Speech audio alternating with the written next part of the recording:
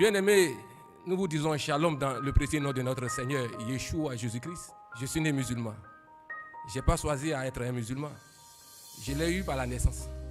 Mais là où je suis assis en tant que chrétien, c'est le Coran qui a fait de moi un chrétien. Les gens m'ont dit, mais comment ça peut se faire? C'est le Coran qui m'a envoyé au christianisme. Comment?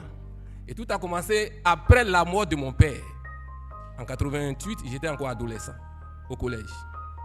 Je n'avais jamais expérimenté la mort dans la famille. Les gens mouraient. Je pensais que nous, on était les préférés de Dieu. Parce que je n'avais jamais vu quelqu'un mourir chez moi. Et là, en 88, le 16 janvier 1988, mon père décède.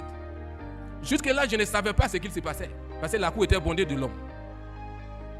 Après les funérailles, les 40e jour, jusqu'à 3 mois, il y avait encore du monde. Et quand tous les hommes sont partis, la fête de Tabaski qui suivait, on devait payer son dernier mouton. On paye le mouton, le père n'est pas là pour immoler le mouton le jour de la fête. Ça, c'était la première fois dans ma vie que je ne voyais pas mon père le jour de la Tabaski. Et puisqu'on était petit, on a invité le voisin Daouda Samake, notre voisin qui est venu immoler notre mouton. Là, ça m'a beaucoup choqué. On était à Bobo Baoulé. Le cimetière municipal d'Abobo se trouve à Bobo Baoulé, ceux qui connaissent. Et moi, j'ai marché de la cour jusqu'au cimetière pour aller voir la tombe de mon père. Est-ce qu'il est là? J'arrive devant sa tombe, son nom est inscrit, sa date de naissance et le jour de son décès. Je le regarde, je suis devant la tombe adolescent et je dis, mais il ne va plus jamais revenir encore. Mais est-ce qu'il est sauvé? Du coup, je m'interpelle sur moi-même ma position. Je me demande, je dis, mais un jour, Issa quittera ce monde comme son père. Mais est-ce que je serai sauvé? Et la question qui brûlait maintenant dans mon cœur, je veux savoir si je suis sauvé ou pas avant ma mort.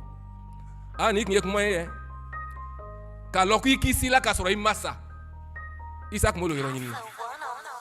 Devant la tombe de mon père, je voulais avoir l'assurance de mon salut avant de mourir.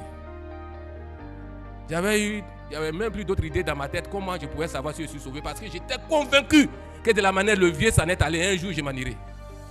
Maintenant, est-ce que je suis sauvé? Issa voulait savoir s'il était sauvé. J'ai passé toute la fête, tout le temps triste, le cœur angoissé, attristé.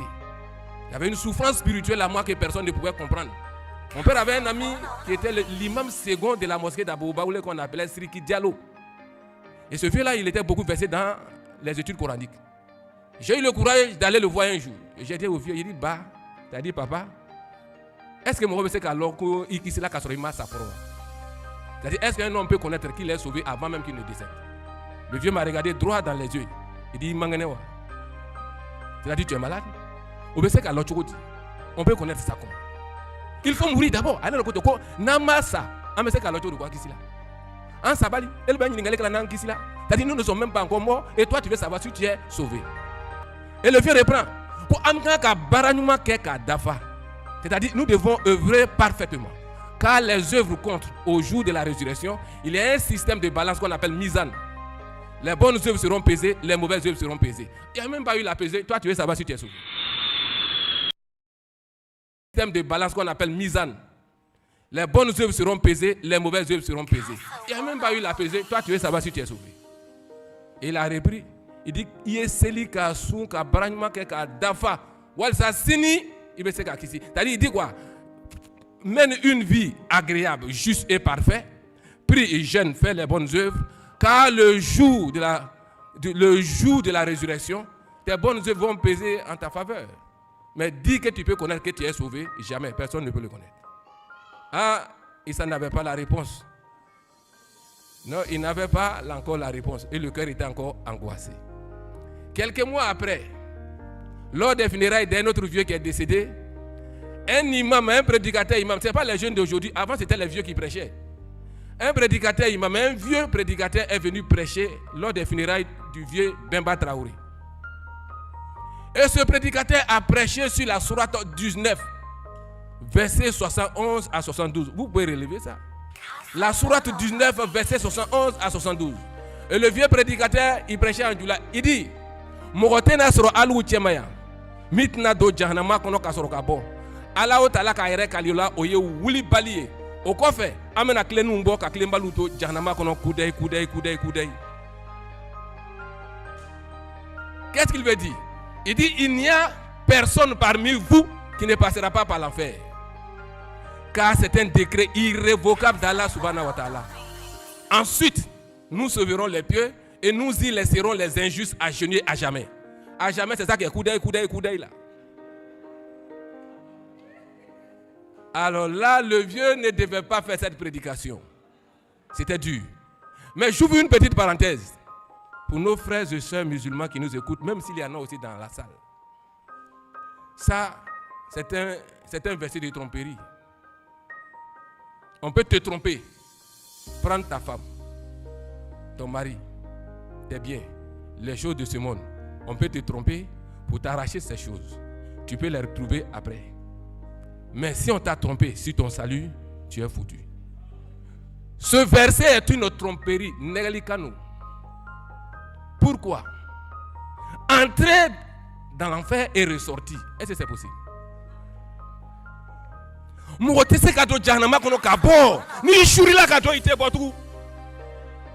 C'est-à-dire, si tu rentres dans l'enfer, tu ne sortiras plus. Luc 16, l'histoire de Lazare et du riche.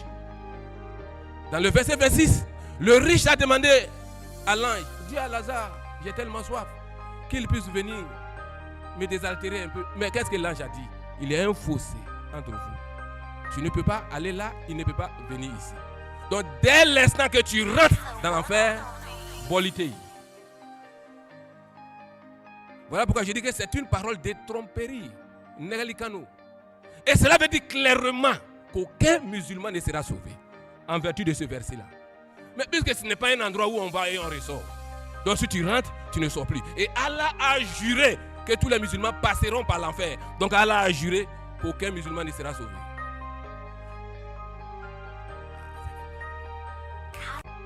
Qu'aucun musulman ne sera sauvé.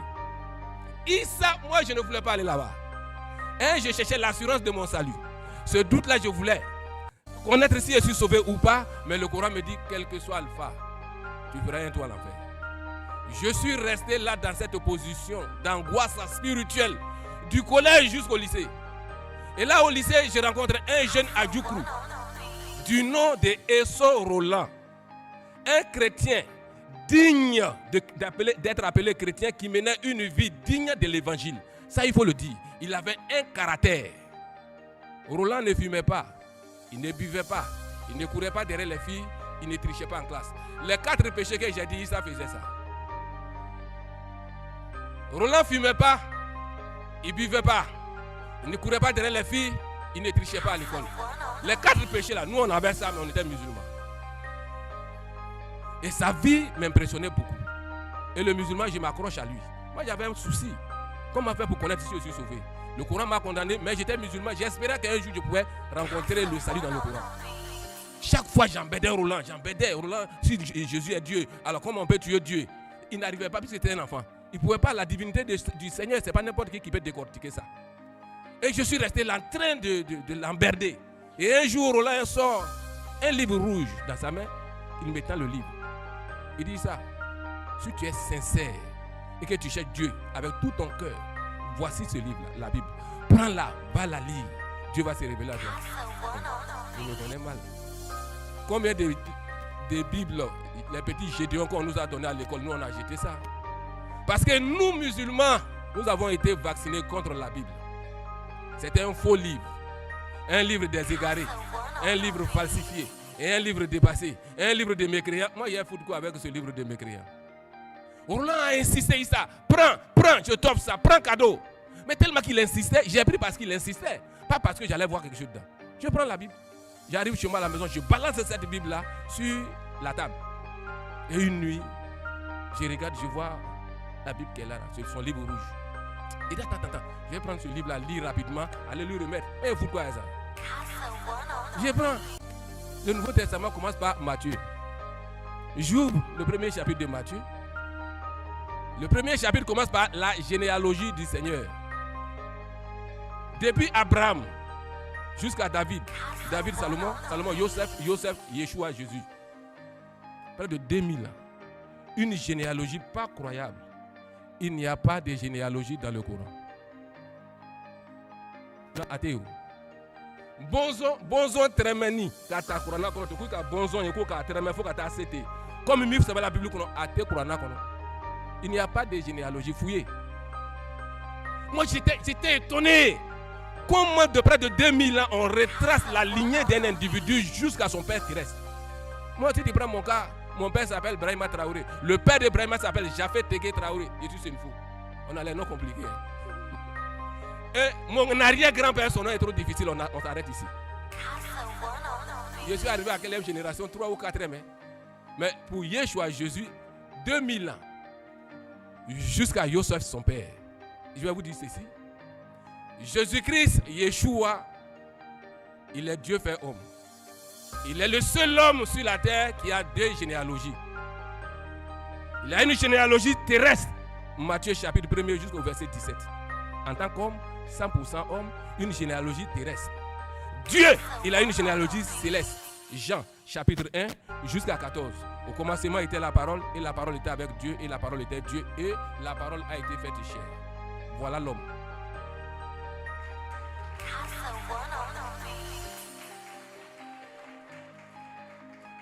Qui ici peut lever sa main que lui a 2 généalogies?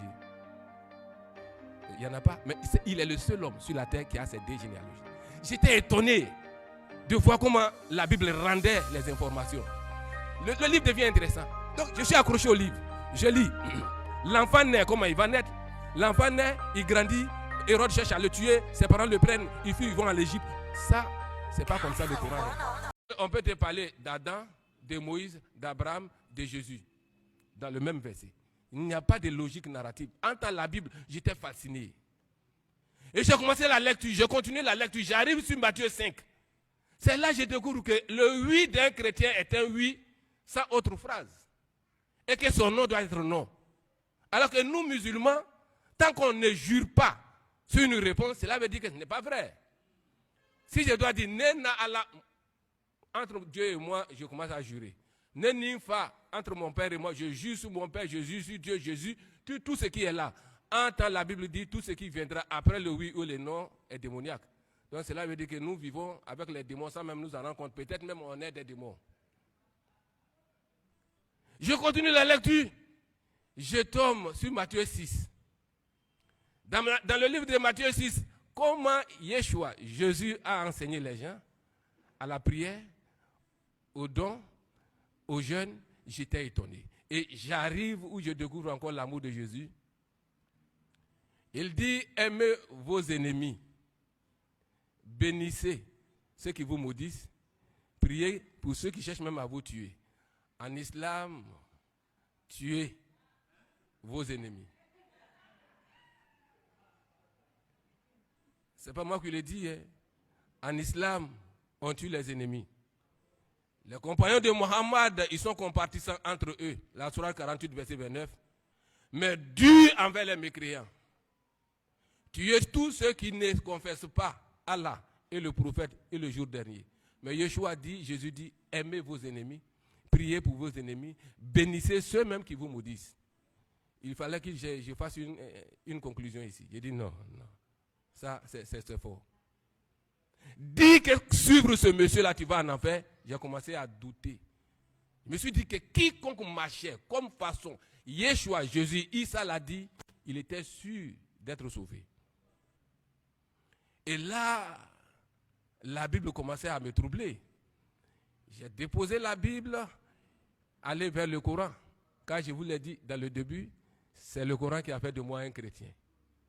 Puisque je commençais à être un peu confondu dans la Bible, mettant Hakli Sigi, je vais aller avoir la paix du cœur dans le Coran. Je prends le Coran, je vous l'ai dit au début qu'il n'y a pas de logique narrative dans le Coran. Je tombe sur la sourate 4, verset 171. Et dans ce verset, Allah dit ceci: ô gens du livre, les chrétiens, n'exagérez pas dans votre religion, ne dites d'Allah que la vérité. Jésus, fils de Marie, n'est qu'un messager d'Allah. Sa parole qu'il a envoyée à Myriam, un souffle de vie venant de lui. Cela veut dire quoi? Le Coran dit aux chrétiens, n'exagérez pas dans la voie d'Allah. Issa Jésus-Christ n'est qu'un messager. Un simple messager. Qui est appelé parole de Dieu sur la terre ici? Dieu lui-même. Aucun prophète. Ça m'a amené à aller voir qui était Mohammed dans le Coran. Dans la sourate 18, verset 110. Le Coran est clair. Il dit Kul inamar anna basharun kemisulkum. C'est le Coran qui dit, Allah dit à Mohammed, dis aux hommes que tu es un être humain comme eux. Mais si c'est un humain comme vous et moi, c'est qu'il est pécheur.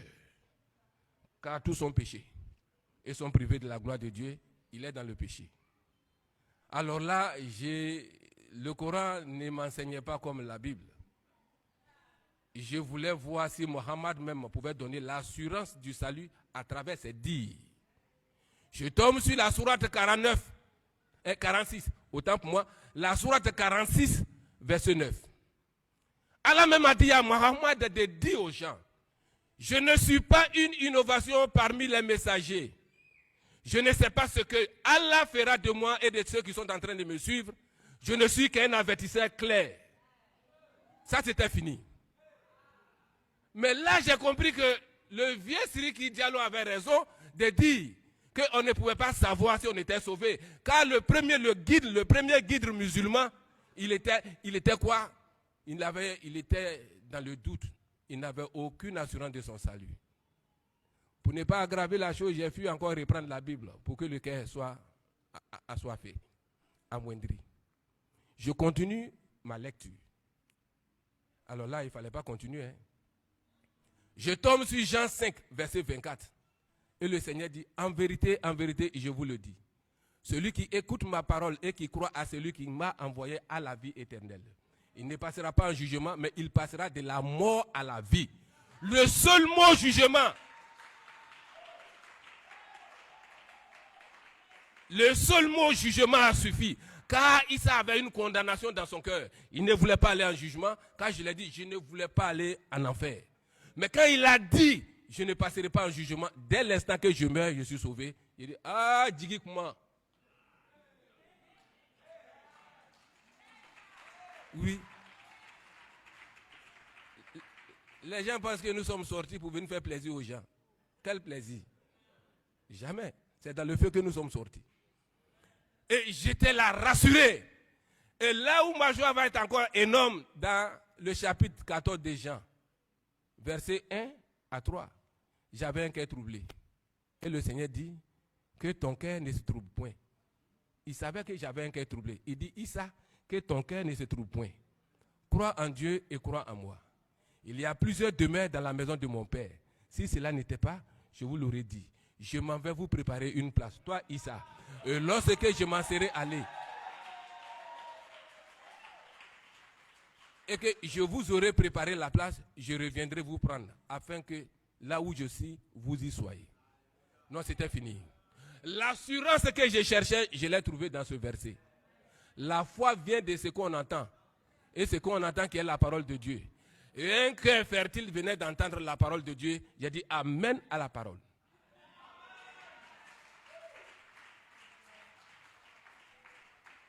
Pour finir le témoignage, l'homme, on va dans ce verset. La foi vient de ce qu'on entend. Et ce qu'on entend qui est la parole de Dieu. Et un cœur fertile venait d'entendre la parole de Dieu. J'ai dit Amen à la parole.